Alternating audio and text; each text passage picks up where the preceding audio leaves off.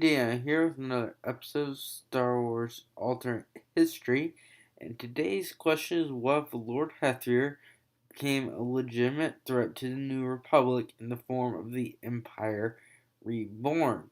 So, for those of you that don't know, the Empire Reborn was a kind of private army group that splintered off from the Empire under Lord Hethrir, who was the protectorate type person.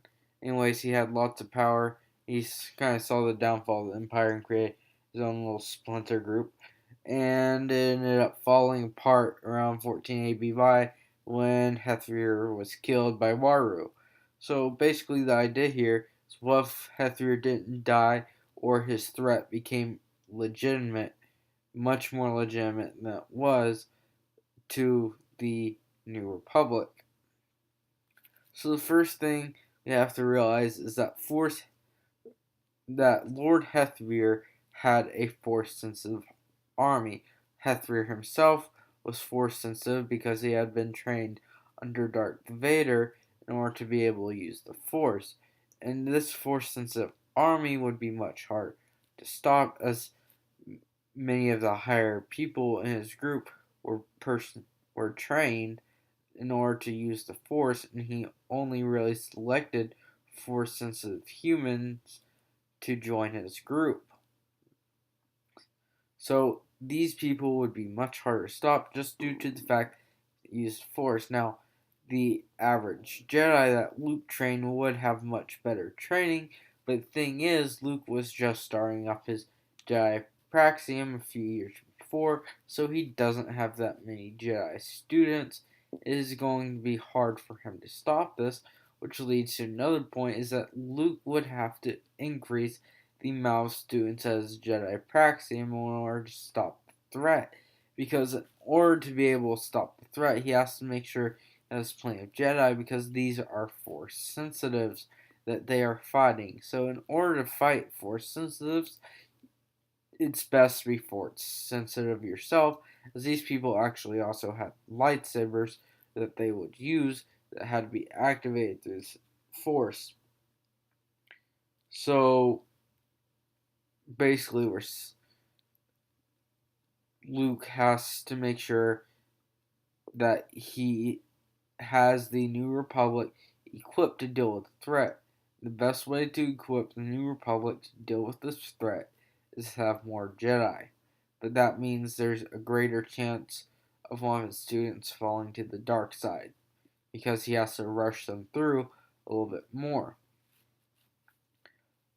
Another thing we would want to look at is the New Republic would have to double their forces, stop the Empire Reborn, because now they aren't only have to fight the average Imperial out there, they're having to fight a organized Imperial group that has a goal that they are actually trying to achieve, whereas at this time there are still several Imperial warlords out there from time to time, just random Imperial threats, and the Imperials aren't completely together yet. Though parts of the Empire are coming together. So, New Republics will have to make sure they double their efforts in order to not only cover the average Imperial threat, but to be covering this threat, which has leaked into their government system, because Empire Reborn had many secret operatives in their system, allowing them to get a lot of information about what was going on in the New Republic. Furthermore, it is likely, at least I would think it's likely, that the Empire Reborn would converge with the Imperial remnants, because this would largely increase their resources, give them a much better military resource and many more soldiers. But the only way Lord Hethrir would likely be willing to do this is if he were the head. But I think as long as the Imperial Remnant saw Lord Hethrir as a legitimate possibility for gaining their power back, they'd be willing to do that. So I think there is a legitimate possibility that these two groups would combine, meaning there is a much more double down effort in order to try to take over the New Republic and reassert um, their domain. Also, we have to realize that Lord Hethrir was rather good with money. This would be an economically successful empire because Hethrir knows how to manage money. He's been doing it for the past 20 something years, and um he simply knows how to deal with it. So this gives his advantage over the kind of weak New Republic government, as he'll be able to do much better training and such, and won't have to worry as much about money leaking out or anything.